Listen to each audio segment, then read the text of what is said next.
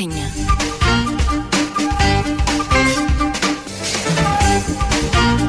ካፍሎት ሚስጥሪን የማውጋውት ሲከፋኝ ልቤን ማጫውቶት ቤተኛው ነኝ ይህ ፕሮግራም ቤተኛው ነው ቤተኛ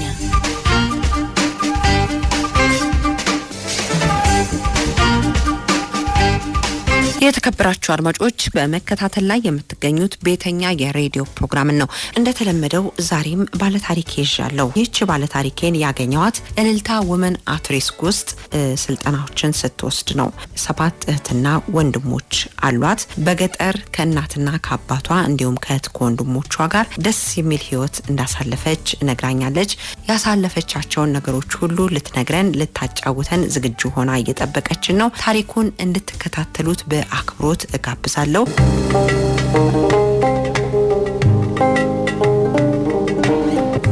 ባልማርም ትምህርት የለኝም ጥሩ ነው ምናረው ነበር የሚማሩ አሉ ግን እኔ የመጨረሻውኝ ከፍት ያስጠበቁኝ የቤት ስራ ማለት ነው የከፍቶቹን ትንላለው አጸዳለው አሰማራለሁ እኔ ነኝ የምሰራው ለዛ ነው ያልተማርኩት እህት ወንድሞቼ ተምረዋል ጨርሰዋል ነው እነሱ እኔ ነኝ ያልተማርኩት አላስበውም ስለመማር ያው ስራ ነው እንጂ አላስበውም ነበር ከጓደኞቼ ጋር ድብብቆሽ ምናምን እንጫወታለን ከውሃ ውስጥ እንደዚህ እንደራጭ ከፍተም ስንጠብቅ አረማረ መጎልጎል ምሳማ ማድረስ ደስ ይላል የአባቴ የቀበሌ ዋና ነበረ ዋና አስተዳዳሪ ነበረ በምን እንደሆነ እኔ አላቅም ገለውት ሬሳውን አመጡ ተኝተናል ሰዓት ካለፈው በኋላ ነው ያመጡት መንገደኛ ነው እንግዲህ እንትን ያሉት ያመጡት ማለት እናቴ በቃ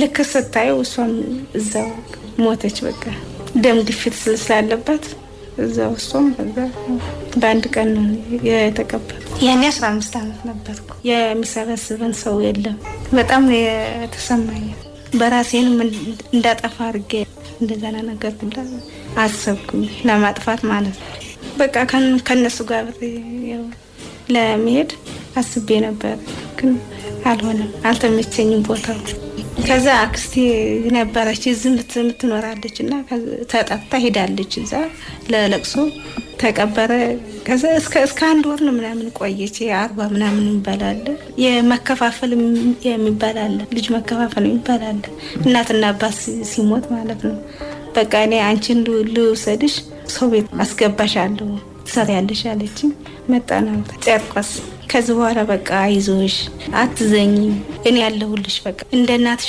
ሆንልሻለሁ እኔ ያለሁልሽ እንብላ እንደዛ ታጽናናኝ ትልቅ ቤት ነው አራት ልጆች አለ አስተዋወቀቻቸው ማለት ነው የእህቴ ልጅ ናት ብላ አስተዋወቀቻቸው ማለት ነው ማታ እንትን አሉኝ ያው ምግብ በላውኝ እንትን ላይ አንጥፋልኝ የተኛው መሬት ላይ ማለት ነው ከዛ ጠዋት ተነሳና እያሳየች ቁርስና ከሰል እንዴት እንደሚቀጣጠል ምናምን ሁሉንም እንትን አለች አሳየችኝ ማንም አልነበረም እሱ የሌሊት እንትን አለው መሰለኝ ስራ አለው ማንም አልነበረም እሷም ታደርስ ሄደች ልጅ ታደርስ ሄደች ከትምህርት ቤት ሌሎቹም ይማራሉ የሉም ጭር ያለ ነው ልብስ እያጠብኩ ነው የነበርኩት ጎትቶ ነው ሲወሰደኝ ወደ ውስጥ ማለት ነው ወደ ቤት ውስጥ እንዳልጨው አፍያፍኑኛል ከዛ አፈነኝና ገባ ይዞኝ ወደ ውስጥ ማለት ነው ሶፋ አለ ከሶፋ ላይ ነው እንትን ያለ የደፈረኝ ማለት ነው ሲደፍረኝ ነው እሷ እንትን ያለች የደረሰችው ጮሆች በቃ ጮሆች እንዳለ ጎረቤት ሁላ መጣ ነው ይሉኝ አለች እገላለሁ አለች እሱንም ራሱ እገላለሁ ያለች ውጭልኝ እዚህ እንዳላይሽ ውጭልኝ አለች ወጣው ልብሴንም አልያዝኩም እንዳለ ልብሴ ሁላ እንትን ብሏል ቆሽሿል ማለት ነው በደም እንትን ነው ቆሽሿል እስከምቀይር እንኳን እንትን አላለችኝ በጅላ ነው የገፈተረች በቃ ራሴንም አላቅም ከዛ ያወጣውለት ገና እንደመጣው ቆነ ሳምንትም አልቆየውም ወዲያው ጎዳና አደርኩኝ አንድ ሳምንት ነው እንደዛ አደርኩኝ ውጭ ላይ ማለት ነው ተለማምጄ ጎዳና ከሚያድሩት ጋር አንድ ሳምንት አደርኩ አንዷ ወሰደች ዝም ብላ ማለት ነው ከሷ ቤት እጅ ገላዬንም የሷንም ልብስ ሰታኝ ቀይሬ ሳይከፈለኝ መስራት ጀመርኩ ማለት ነው ሳትከፍለኝ እንደዚህ በነፃ ከዛ ለ4 አመት ነው ምናምን ቆየሁ ከሷ ቤት ማለት ቆይቻለሁ ሳይከፈለኝ ማለት ነው ግን ልብስ ትገዛልኛለች፣ ጫማም ቅባትም ትገዛልኛለች እንጂ አትከፍለኝም ነበር። ይሻለኛል አልኩ፣ ከአክስቴ ቤት ይሻለኛል አልኩኝ። በቃ ባይከፈለኝም ደስተኛ ነኝ። ከዛ ሸጠችና እንደገና ወደ አምቦ ነው ሄደች። ደላላ ቤት አሳይታኝ ከደላላ ቤት እዛ አፈላልገውልኝ ስራ ገባሁኝ። አሁን ከሰው ቤት አሁን እዛ ስሰራ ቆይቼ አሁንም ወጣሁኝ። ሰው እየለመድኩ ሄድኩኝ። ጓደኛም አገኘሁኝ። መከራየት ጀመርን ከጓደኛዬ ጋር ማለት ነው። የቀን ስራ አብረን እየሰራን ጀመርን። የቀን ስራ ማለት ነው ከእሷ ጋር የቀን ስራ እንስራ ብላኝ ነው። አሸዋ መሸከም፣ እቃ ማቅረብ፣ ውሃ መቅዳት ነው። እንደሱ ነበር ስሰራ ነበር። ከዛ እንደዛ ስንል ባላገባሁኝ እዛው ከሚሰራ አገባሁ። ተከራየን አንድ ላይ በቃ ማለት ነው። አንድ ቤት ወንድ ከሱ ጋር ልጅ ወለድን። ከዛ ደገምኩኝ። አሁንም ወንድና ሴት ናቸው። ምንም አይጎልብኝም፣ ያሟላል። ለልጆች እንኳን አያምናቸውም። ምግባቸው እሱ ነው የሚሰራ። ልብሳቸው አጥቦ እሱ ነው የሚቀይርላቸው። እሱ የሚሰራው እንትን ለሳይ ነው የሚባለው የስሚንቶ እሱ ነው የሚሰራው። ከፎቅ ላይ እንትን እየወጣ ማለት ነው። ከዛ እያለ ልጄ የ10 ዓመት ሆነ። የመጀመሪያ ትንሿ የ3 ዓመት ሆነች። ብዙ ጊዜ ተቀመጥን ማለት ነው። ከዛ መጨረሻው አላማረም፣ አልቀጠለም፣ ተቋረጠ። ቤት መጡ ጓደኞቹ ማለት ነው። እሱ ግን በዛው አድርጎ ነው የሚመረምቱት የወሰዱት። አልመጣም እሱ ቤት። ጓደኞቹ ናቸው የነገሩኝ መጥተው። ከ6ኛ ፎቅ ወድቆ ሞተ። በጣም አዘንኩኝ። ድጋሚ ሀዘን ማለት ነው። ሄድኩኝ እዛው ያለበት እሱ ሄድኩኝ። ወዲያው ነው እንትን ያረፈው ማለት ነው። በቃ እሱ ሲሞት ነው ሁሉም የተበላሸው። ቤት ኪራይ ቸግረኛል። በቃ የማበላቸው ሁላ ቸገረኝ። ያሟላው እቃ እንኳን ጨርሼዋለሁ እንዳለ ሽጬ ማለት ነው። ለቤት ኪራይ ችግር ውስጥ ገባሁኝ። የምከፍለው ሁላ አጥቼ ከልጆቼ ጋር ጎዳና ወጣሁ። ከዛ ታመሙብኝ። በቃ አንዱ ያስቀምጠዋል፣ ምን ይለዋል። እንደገና ደግሞ ቁስል በሰውነታቸው ላይ ቁስል። የምታውቀኝ ናት እሷ ማለት ነው። ነይና በቃ ውሃ እየቀዳሽም ሆነ ልብስም እያጠብሽ አሻሮም እየቆላሽ ትከፍያለሽ፣ እኔ ማግዝሻለሁ አለችኝ። መጣሁኝ ከዛ ከጎዳና ላይ ማለት ነው። የ1 ወር ከፈለችልኝ እሷን እስከማገኝ ቤት ገባሁኝ።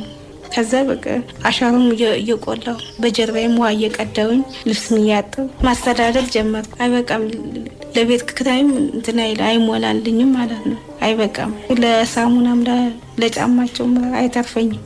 አንዲት ልጅ የምትሰራለች እንደዚህ ከምትቸጋገሪ እንደዚህ አይነት አለ ስራ እና ላሳይሽና ስሪ አለች። በየቀኑ ነው የምታገኝ፣ ይሄ በወር አይደለም አለችኝ። ከዛ ረሽ ካገኙስ እሰራለሁ፣ እሺ አሳይኝ አልኳት። መንገድ ላይ ቁሞ ነው የሚሰራው አለች። ወንድ ሲጠይቅሽ ብሩም እንትን አለች ነገረችኝ ማለት ነው። ከዛ ሲጠይቅሽ እሺ ብለሽ ግቢ አለችኝ። ከችግሩ እሱ ይሻለኛል፣ ሌላ የለም አማራጭ፣ ምሰራው የለም ነበር። ወደ እሱ ሄድኩ። ሳሪስ ነው የመጀመሪያ ጊዜ እንደዚህ ተደርድረው ነው ያየኋቸው ሴቶች ማለት ነው። በቃ አንቺ እዚህ ቁሚ፣ እኔ ከስተመር አለኝ ከስተመሬ ጋር ሊሄድ ነው አለችኝ። እሺ ሂጂ አልኳትና እሷ ያቆመችኝ ቦታ ቀረውኝ ማለት ነው። ተደነጋግሩብኛል ምንም። ከዛ በቃ ወንድ ስጠይቀኝ ሄድኩኝ። በቃ እንደዚህ ነው እንደሚሰራ ነው ያልኩት። እንደዚህ ሰርቼ ነው የማሳድጋቸው። ቤት ኪራይ ስምከፍሉ እንደዚህ ሰርቼ ነው። በቃ ያስጠላል። ችግር ነው እንጂ ከዛ ውስጥ አይገባም ነበር። እሷም ራሷ አልነገረችኝ። እንደዚህ ኮንዶም አለ ብላ አልነገረችኝም። ለ1 ሳምንት ነው ያለ ኮንዶም ስጠቀም የነበረው ማለት ነው። ከዛ እሷ በምን የምትጠቀሚው አለችኝ። ዝም ብዬ ነው የምጠቀመው አልኳት። እንዴ ኮንዶም እኮ አለ አሳየችኝ። በእንደዛ አይነት ነው የምትጠቀሚ፣ በሽታ አለ ትታመሚያለሽ። እስከ ዛሬ የተጠቀምኩበት አልኳት። እሱ እንግዲህ እግዚአብሔር ይጠብቅሽ፣ ግን ከዚህ በኋላ በዚህ ነው የምትጠቀሚ አለችኝ። እሺ አልኳት። ማታ ሂጅ አድሬ ነው የምመጣው። ልጆቼ ሲጠይቁኝ የት ነው የምትሄጂው በዚህ ጨለማ ሲሉኝ እንጀራ አለ የማታ እንጀራ አለ እላቸዋለሁ እንጂ አያውቁም። ይሄንን ስራ ያስጠላል በጣም። የማይማታ ሰው የለም። በቃ ፖሊሱ አለ፣ ጥበቃው አለ። ፖሊሶቹም በቃ ይማታሉ፣ ሞቅም ስለማይፈቀድ ይማታሉ፣ ያስራሉ። ህይወቱ በጣም ያስጠላል። ለልጆቼ እንዳይረባቸው ነው አማራጭ ያለን ብዬ እኔ ብጎዳ ነው የሚሻለኝ ብዬ ዝም ብዬ እንትን ያልኩ ባልነገራቸውም እንደው የእናንተ አምላክ አሁንም ይርዳኝ በቃ የገባሁበት ህይወት ጥሩ አይደለምና በቃ የእናንተ አምላክ የእናንተ የዱዳዎች የንጾች እኔስ ኃጢአተኛ ነኝ ቆሻሻ ነኝ የእናንተ አምላክ ግን እግዚአብሔር ይጠብቀኝ ስወጣም በቃ እንደዛ ብዬ ነው የምወጣው ማለት ነው። አላወኩብኝም እስካሁን ድረስ ጠንካራ ናት እሷ ለኛ ብላ ነው እንደዚህ እንቅልፋታ የምታድረው። አባታችን ቢኖር እኮ አትጎዳም ይላል አንድ ጊዜ። ሰውየው ማለት ቆየብኝ ያደረገው ማለት እንደ አንተ በቃም እንደ አትነሳም ስለው ምን አባሽ ብር እኮ ነው የከፈልኩት እጨርሳለሁ እንደፈለኩት አለኝ። በዛ አንድ እንትናን ተጣለን መታኝና በጥፊ ነው ግን መታኝ።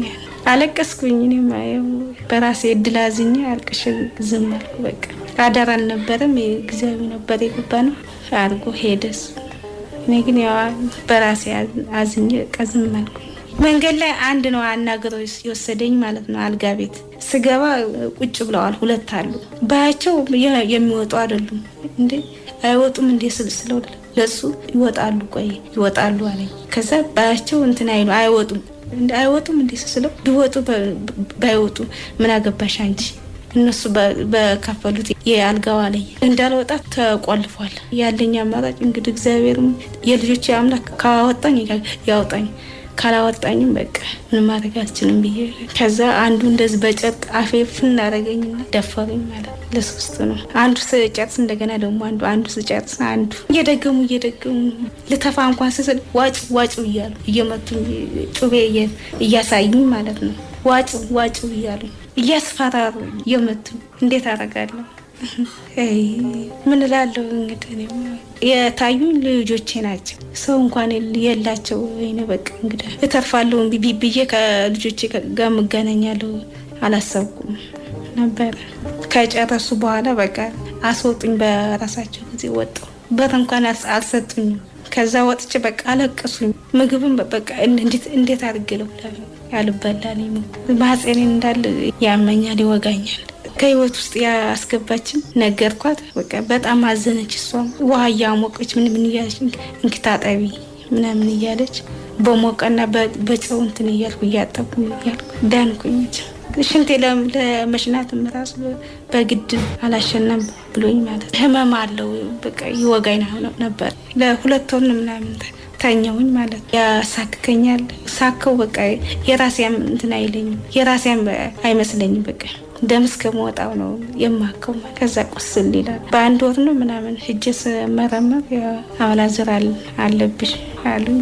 መድኃኒት እየወሰድኩ ነው እስካሁን አልተወኝም። መድኃኒቱ ስወስድበት ግን ትንሽ እንትን ይላል ይሻለኛል። ትንሽ መርፌም አለው የሚዋጥም አለው። እሱ እየወሰድኩ ነው ያለው። አሁንም እየወሰድኩ ነው። አመት ከ6 ነው እንትን ያልኩት የሰራው ማለት ነው። ከዛ እንግዲህ እግዚአብሔር ቀኑ ደረሰ መሰል እነዚህ አመጡልኝ ሰዎች አመጡልኝ ማለት ነው። አምጥተው ወረቀት ሰጡኝ። ማታ እዛ ቁሜ ማንበብ እንደውም እኔ አልችልም። ልጄ ስለምታነብ እሷ ናት እዚህ ያመጣችኝ። የማህፀን ካንሰርም ኤችአይቪም የእርግዝናም አስመረመሩን። የአባላዘር ብቻ ነው እንጂ የለብኝም። ደስ ነው ያለኝ በጣም። እንደዛ ሁላ አድርገውኝ እንዴት አይኖርም ኤችአይቪ አለ ብዬ ነበረ። እኔ ግን የለብሽም አሉ። ለልጆቼ ከትልቅ ደረጃ ደርሰውልኝ በቃ እነሱ ከትልቅ ላይ ደርሰውልኝ ተምረውም ጨርሰው በቃ ከትልቅ ላይ ወልደው ብሎ በቃ ስለነሱ ማየት ነው የምፈልገው። መስራት የምፈልገው ሻይ ቡና ማለት ነው። እንደገና ደግሞ ትንሽ ምግብ ቁርስም ያለበት መስራት ፈልግ ነበር።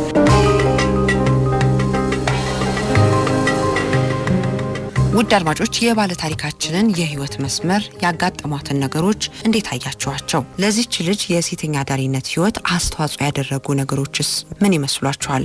እስቲ እንነጋገር፣ እንወያይበት። በነገራችን ላይ ይህችን ባለ ታሪኬን ቃለመጠይቅ ሳደርግ እውነት ለመናገር እጅግ ከብዶኝ ነበር። እናንተ ያልሰማችሁት እዚህ ሬዲዮ ላይም ለማቅረብ ያልቻልኳቸው እጅግ አስደንጋጭና ከባድ ጉዳዮች ደርሰውባታል።